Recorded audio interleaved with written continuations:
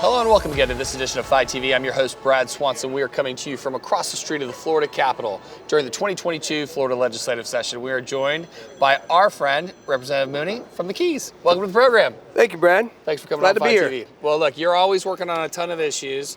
What are you working on this year? Well, our district is environment and housing.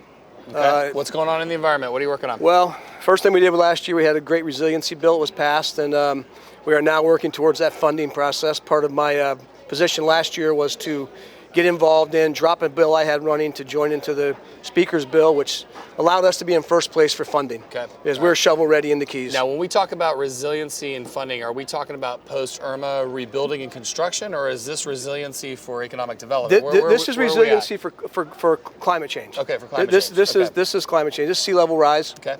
Not a doomsdayer, okay. But certainly, we're well aware of that in the Keys. It's right. happening. It's happened before. It'll happen again. Right. So we're prepared. We're shovel ready in the Keys, and that's very important. One of the few areas in the state that is actually ready to put shovels in the ground. Now, is this a position to be ready to receive federal dollars for this as well as state dollars? Correct. Okay. We are in a position. Our engineering studies are done. Our site projects have been pinpointed, and again, we're ready to do. Everything is laid out, and all we need is cash now. Well, literally, it's a treasure of Florida, and it's a site that the world wants to come and see. So protecting those roadways and that infrastructure so people can see it is important. Correct. It is, and there's some neighborhoods that have a lot of issues with. Poor planning initially. Right. I mean, that's don't stick your head in the sand and pretend a lot of it wasn't just bad planning, bad engineering from the road beds and stuff. But that said, it needs to be repaired, it needs to be fixed, and we're ready to do so. Well, I can't wait for you to four-lane that thing in both directions. I'm sure that's what's next, right? No, that is not next. I promise teasing. you that there's very few people in the joking. Keys. I know you're joking. No, we're not going to do that. We enjoy the traffic jams. Not really. Oh no, but it keeps the original feel. It does keep the feel, and the traffic jam's been around for a very long time.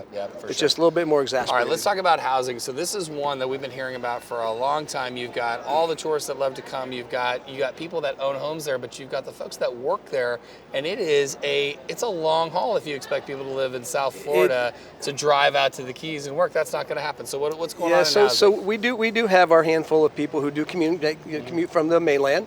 That's been going on since I was a kid down there. Sure. So that's probably never going to change to the extent of the numbers. But when you head to get further south in the Keys, you end up with a much longer drive, a much longer commute, and it's not practical. Right. So right now we're working on a bill.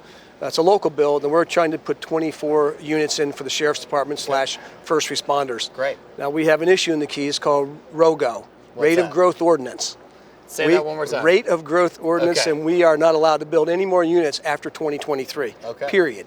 End of conversation. So, we still have 5 million tourists a year rolling their heads into our facilities down there. Right. They need to be waited on. They need to have their food served. They need to have their food cooked. They need to have their rooms cleaned. So it's very important that we figure out. And of course, first responders is the first point of. Gotta have them first. You got to have them first when a hurricane comes. Sure. So we're asking the state to. Grant us the right to build outside of our ROGO system. A little bit of a ROGO. A little bit of a ROGO side push there. A little shell game there. That's a different. It's a different level. I mean, you're protecting everybody. Protecting everybody. They cannot leave anyway in the event of a hurricane. So the X amount must stay on, much like the power companies, utility companies require most of them to stay behind to get those repairs up and going. Well, you always pick the easy stuff. I always pick the easy stuff. That's my job, but it's comes easy for me. We know you're a passionate fighter for your constituents. We see you in the Capitol working your tail off. So we just ask you this: would you make some time for us about mid-session and tell us how you're doing? Absolutely. All right, that'd be great. Guaranteed. Thank you. Appreciate it. Yep. That's all the time we have for this episode of Fi TV. Make sure you hit us up on our social media feeds for more great interviews like this one. And for now, thanks for tuning in.